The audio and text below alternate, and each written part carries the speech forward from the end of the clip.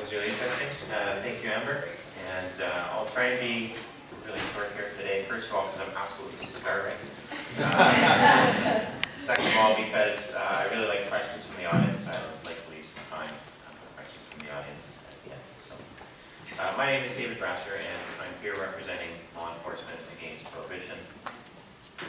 LEAP is an international non-profit organization of cops, judges, prosecutors, corrections officers, parole officers, and simply put, we want to end the war on drugs. And we don't support or encourage drug abuse. We don't support or encourage breaking the law. But we believe that a system of drug regulation would be more ethical and less harmful than drug prohibition.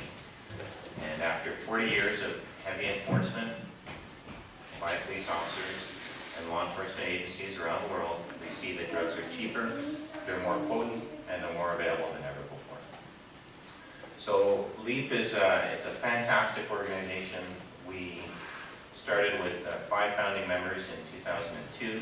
Now we have 16,000 current and former law enforcement officers in over 80 countries. So we're growing quickly. My role with LEAP, I've been with them for about a year.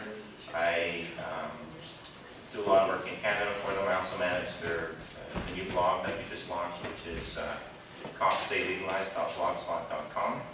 I'd encourage all of you to sign up to Law Enforcement Against Prohibition because anybody can join LEAP, but only a current or former member of law enforcement can speak for LEAP. So we have a LEAP volunteer here this afternoon, and also tomorrow morning who's going to be signing up volunteers. He'll be at a table just outside in the hallway.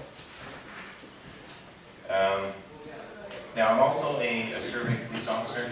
I work in Victoria. I've been a police officer for 4 years, and before that I was a jail guard. I worked in city cells for 2 years. So, and this is probably clear to everybody here, but obviously my opinions don't represent the official position of my department. But I would also say and emphasize that my experiences are certainly, or my beliefs are certainly informed by my experiences as a police officer. And to give you sort of a rough idea of how far I've come, I can remember back in the mid-90s going to university on the East Coast, living in Halifax, and my first year living in residence at university, I was shocked. I was absolutely shocked to find out that people were selling marijuana in university housing. And I got all twisted up about it. I even thought about calling the police. In retrospect, I know what they would have done with my phone call. I think they had a pretty good idea that people were selling marijuana in university. So, and I think it just goes to show you that a lot of regular people who don't use drugs or who don't come into contact with drug users don't necessarily know a lot about this issue. And so we still have a long way to go in terms of educating the Canadian public. That's one of the reasons why I'm so inspired and why I'm so lit up by CSSDP. I've been following this organization for about the last year and a half, and what really impressed me about it is just that I feel that the way the CSSDP presents itself, it comes across as a very respectable and credible group, which I think for a student-led organization can be quite difficult and overcome that hurdle. So I'm going to be doing a lot of work with CSSDP over the next year, and I'm really looking forward to participating as a member of the advisory board and things like that. So I won't take up too much more time, but I know this panel is supposed to be sort of on international perspectives, and I'm not necessarily an expert in drug policy. I'm basically just a police officer that feels that drug prohibition is very bad for Canadian police officers. I almost approach the issue from a very selfish perspective. I look at my own profession and I think about what drug prohibition has done to the profession of modern law enforcement.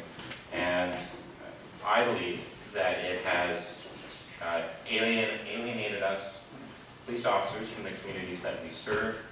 It's distanced us from young people. It's driven our call loads through the roof. It's created huge financial pressures on our police budgets.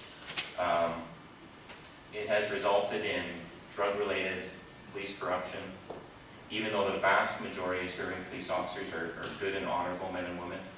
And lastly, and perhaps most importantly, it has sometimes resulted in my colleagues getting injured or sometimes even dying while enforcing these laws. And so that's kind of how I approach the issue of the drug policy. In terms of international policy, I think it's important to look at these, the United Nations international conventions on drug policy that many countries around the world are party to.